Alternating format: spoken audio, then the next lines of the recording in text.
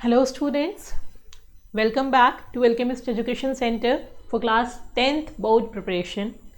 So आज की video में हम स्टार्ट करेंगे अपने first chapter life process of biology in continuation.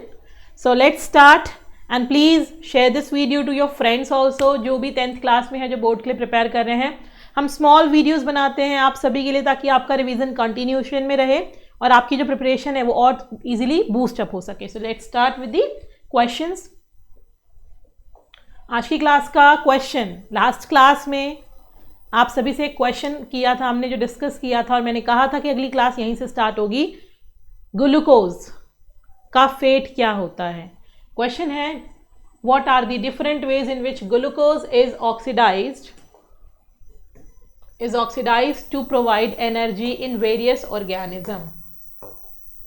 Glucose कैसे ऑक्सीडाइज होता है? ऑक्सीडेशन क्यों होना होता है? रेस्पिरेशन आप सभी ने पढ़ी है, राइट? आपको पता है कि जो ग्लूकोज हमें मिलता है, ग्लूकोज क्या है? हमारा इंस्टेंट एनर्जी सोर्स होता है बिकॉज हमारी सेल्स ग्लूकोज को इजीली ऑब्जर्व कर सकती हैं. कार्बोहाइड्रेट्स का जो डाइजेशन होता है दैट प्रोड्यूसेस ग्लूकोज. तो अब ये जो ग्लूकोज है, यही ग्लूकोज आगे ऑक्सीजन के साथ कंबाइन होकर के क्या प्रोड्यूस करता है? हमें एनर्जी देता है. ये सब हमने पढ़ा है. एनर्जी देता है इन दी फॉर्म ऑफ ATP.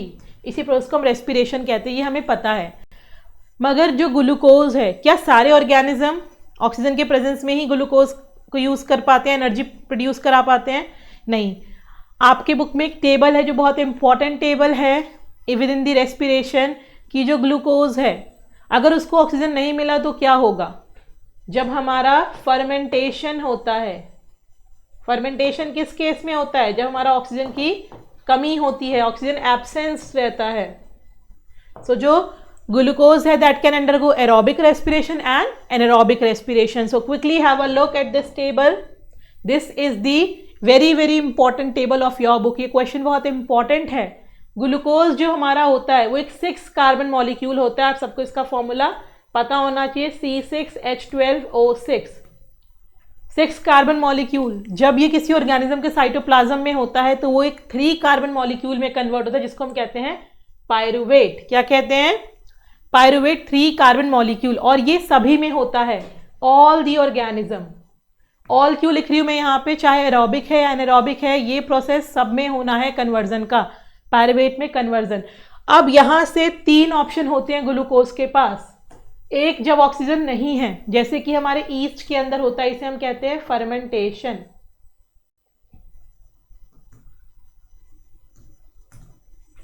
एक है हमारा लैक ऑफ ऑक्सीजन. हम सब ने पढ़ा है क्रैम्प्स, मसल्स क्रैम्प पड़ जाते हैं जब हम एक्सरसाइज करते हैं, बहुत लॉन्ग टाइम तक कोई एक्सरसाइज करते हैं. ये भी हमारा फर्मेंटेशन होता है. ये हमारा होता है एल्कोहलिक फर्मेंटेशन और यहां होता है हमारा lactic acid fermentation. Lactic acid fermentation.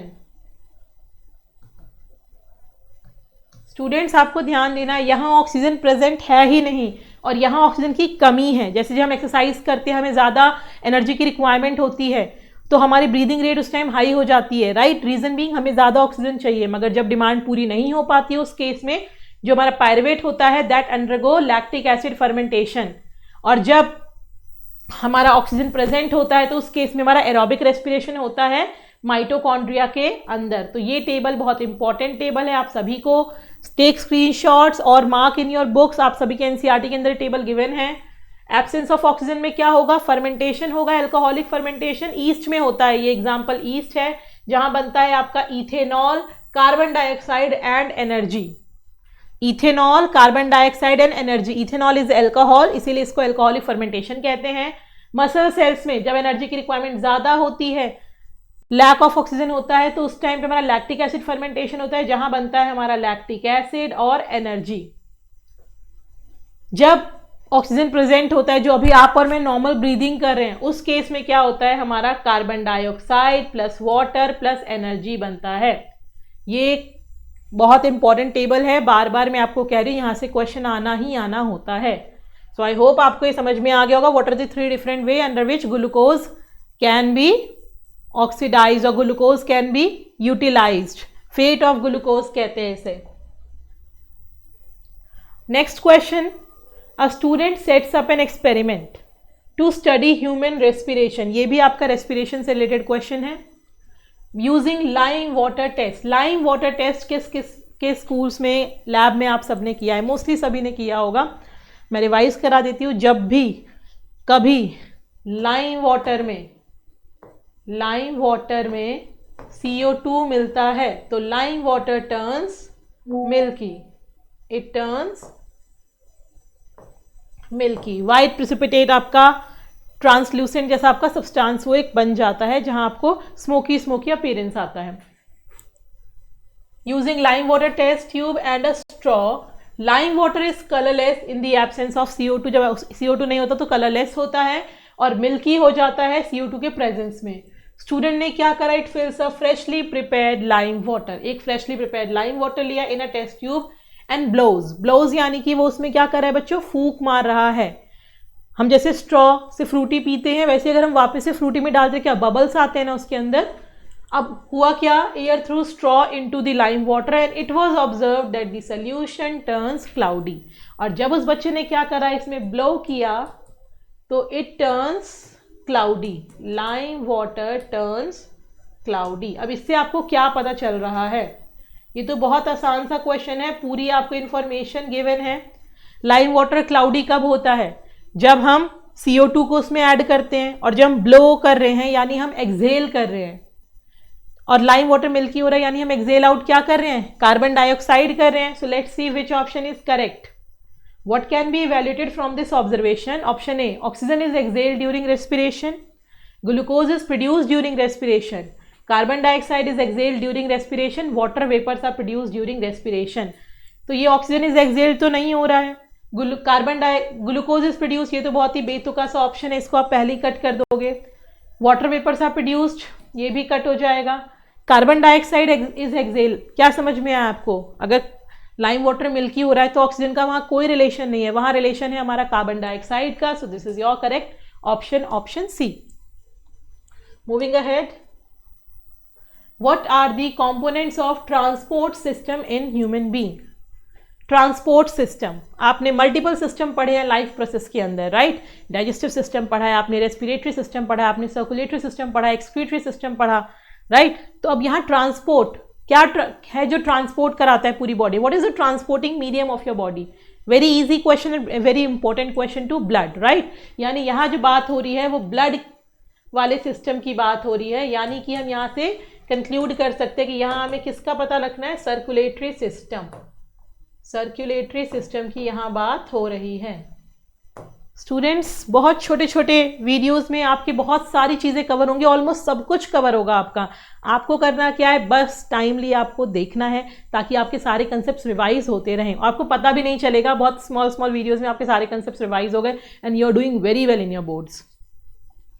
What are the components of the transport system. अब ये जो ट्रांसपोर्ट सिस्टम होता है इसके कंपोनेंट क्या क्या होते हैं। ब्लड की बात की है तो ब्लड कहाँ से पंप होता है हमारा, हार्ट से। ब्लड ट्रेवल कैसे करता है हमारे ब्लड वेसल से। सो जो कंपोनेंट्स हैं हमारे, दोज कंपोनेंट्स ट्रांसपोर्ट सिस्टम के या फिर सर्कुलेटरी सिस्टम के हैं हमारे। हार्ट पंप करेगा ब्लड को, blood transporting medium and blood vessels. So ये अगर 1 मार्कर क्वेश्चन में आता है तो आपको सिर्फ मेंशन करना है that heart, blood and blood vessels are the component of transporting और सर्कुलेटरी सिस्टम।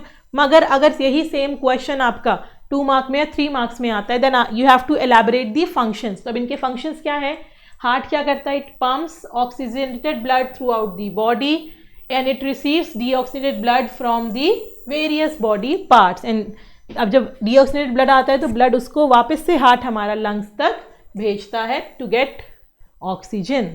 नेक्स्ट आते हैं हम ब्लड पे। अब ब्लड क्या करता है हमारा, blood is the transporting medium. तो आप जो भी खा रहे हैं, जो भी आप एयर ले रहे हैं, इनहेल कर रहे हैं या एक्सहेल कर रहे हैं, वो सब ट्रांसपोर्ट कैसे होता है बॉडी में, वाया ब्लड। बच्चों हर एक सेल्स को ऑक्सीजन की रिक्वायरमेंट होती है, हर सेल में कार्बन डाइऑक्साइड प्रोड्यूस हो रहा है, तो वो सब का ट्रांसपोर्टेशन, न्यूट्रिएंट्स का ट्रांसपोर्टेशन, हार्मोन्स का transportation is being done by blood. So blood helps in the transports of oxygen, nutrients, carbon dioxide and nitrogenous waste. अब आता है जो ब्लड ट्रांसपोर्ट हो रहा है किसके थ्रू हो रहा है। There are 3 different types of blood vessels, right. क्या क्या नाम है चलिए फटाफट से बताइए। Arteries, veins and capillaries. Yes, याद रखना है हमेशा आर्टरीज, वेन्स, कैपिलरीज। आर्टरीज एकदम साफ सुथरी हैं यानी ऑक्सीजनेटेड, साफ सुथरी हैं, हेल्पफुल है यानी रिच इन ऑक्सीजन है। वेन्स हमारी carbon dioxide rich blood transport कराती हैं। Yes, veins CO2 carrying blood होती हैं और कैपिलरीज स्मॉल स्मॉल वेसल्स है जो एक्सचेंज कराती हैं न्यूट्रिएंट्स का। Is that clear? साथ ही एक एक्सेप्शन जरूर याद रखना है, पल्मनरी आर्टरी। आर्टरी क्या थी? आर्टरी थी हमारी ऑक्सीजनेटेड और वेन्स था हमारा डीऑक्सीजनेटेड। बट पल्मनरी में केस में हमारा एक्सेप्शन होता है, पल्मनरी आर्टरी डीऑक्सीजनेटेड कैरी करती है और पल्मनरी वेन हमारी ऑक्सीजनेटेड कैरी करती है। ये हमारा एक डिफरेंस है। तो ब्लड वेसल्स में क्या क्या याद रखना है आपको? Arteries, veins and capillaries. Is that clear? Arteries जो होती हैं हमारी अवे फ्रॉम हार्ट लेके जाती हैं, हमेशा हार्ट से दूर यानी हार्ट से बॉडी में, और जो वेन्स होती हैं वो हमारी हमेशा टूवर्ड दी हार्ट, बॉडी से कलेक्ट करके कहाँ ला रही है? हार्ट पे, ब्रेन से हार्ट, लोअर बॉडी से हार्ट में लेके आ रही है। सो टूवर्ड्स ब्लड वेन्स लेके आती हैं और away from the bloods, away from the heart हमारी हमेशा आर्टरी लेके जाती हैं। ये याद रखना है। छोटे छोटे ट्रिक्स के साथ आपको पढ़ाते रहेंगे ताकि आपको इंटरेस्टिंग लगे और आपका टाइम भी इजीली यूटिलाइज हो और अच्छे से हो। Next question, the image shown the circulation of blood in fishes and humans. Fishes और ह्यूमंस, कौन सा फिश में है, कौन सा ह्यूमंस में है? अगर यहाँ ध्यान से देखेंगे, यहाँ लंग है और यहाँ गिल्स है, यानी कि ये वाला आपका फिशेज के लिए है, ये है आपका फिशेज के लिए और ये है आपका ह्यूमंस के लिए। अब यहाँ सर्कुलेशन क्या दिखाया है? फिश के अंदर बच्चों 2 चैम्बर्ड हार्ट होता है और ह्यूमंस के अंदर 4 चैम्बर्ड हार्ट होता है हमारा। ह्यूमंस के अंदर 4 चैम्बर्ड हार्ट, फिशेस के अंदर हमारा 2 चैम्बर्ड हार्ट होता है। हमने देखा फिशेस ने क्या करा, कैपिलरीज से लिया, एयर को लिया, ऑक्सीजन को, और वो क्या हुआ हमारा पूरी बॉडी में रोटेट हो रहा है। 2 चैम्बर्ड हार्ट है, एक पंप आउट करेगा away from the heart and एक कैरी करेगा टुवर्ड्स दी हार्ट। और ह्यूमंस में हमने पूरा जैसा पढ़ा सर्कुलेशन का फ्लो इस तरीके से रहता है। अब क्वेश्चन है हमारा, how is the circulation of blood in fish different from that in human? कैसे डिफरेंट है? The heart is in fish is bigger in size, the flow of blood in fish is unidirectional, the blood glows through the heart only once in fishes and the heart of fishes has more chambered as compare to that of human. तो पहला आपका option D तो सीधे सीधे गलत हो गया, fish में 2 चैम्बर्ड हार्ट होते हैं और ह्यूमन में 4 चैम्बर्ड। बिगर है साइज में, ये भी आपका ऑप्शन गलत हो गया। अब आता है आपका option, the flow of blood in fish is unidirectional and the blood goes through heart only once in fishes. क्या हार्ट, फिशेज के हार्ट से ब्लड सिर्फ वंस जा रहा है? फिशेज के हार्ट से भी ब्लड ट्वाइस जा रहा है बच्चों, बट यूनिडायरेक्शनल है। यूनिडायरेक्शनल क्यों है? ब्लड पंप कर रहे हैं और ब्लड ये गेट करें। तो जो फ्लो होता है हमारा वो ह्यूमंस के अंदर कैसा होता है बच्चों? ह्यूमंस के अंदर डबल सर्कुलेशन होता है, बट फिशेस के अंदर सिर्फ सिंगल सर्कुलेशन होता है। So what will be the correct option? Option B. Is that clear?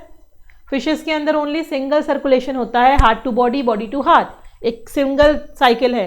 But humans के अंदर heart to body, body to heart, also heart to lungs, lungs to heart, तो वहां double circulation होता है, special feature है।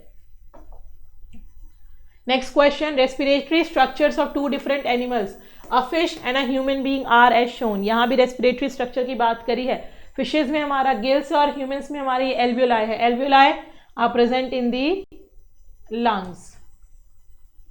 Observe A and B and select one characteristic that holds true for both of them। दोनों में क्या एक common characteristic है? Option A, both are placed internally in the body of animals, सही बात है। Both have thin and moist surface for gaseous exchange, also true। Both are poorly supplied with blood vessels to conserve energy। Option C तो आपका गलत option है, because poorly supplied तो नहीं होता। आपको पता है अगर रेस्पिरेटरी सरफेस है तो वहाँ हाईली सप्लाई होंगे ब्लड वेसल से ताकि गैसेस का एक्सचेंज हो सके। Option D, in both the blood returns to the heart after being oxygenated. Gills के इन फिशेस के अंदर हमारा ये वाला फंडा नहीं होता, बिकॉज लंग्स तक, गिल्स के तक फिश हमारा ब्लड अलग से नहीं लेके जा रही है, right. That means we have to do with the option Both are placed internally in the body of the animals and both have thin and moist surface for gaseous exchange. Yani option B is correct option. So with this, we'll stop the video so that in the next class, we'll be starting from the next question. Until then, please revise all your concepts so that you can do well in your boards. So wish you best. We'll meet in the next video again. Thank you.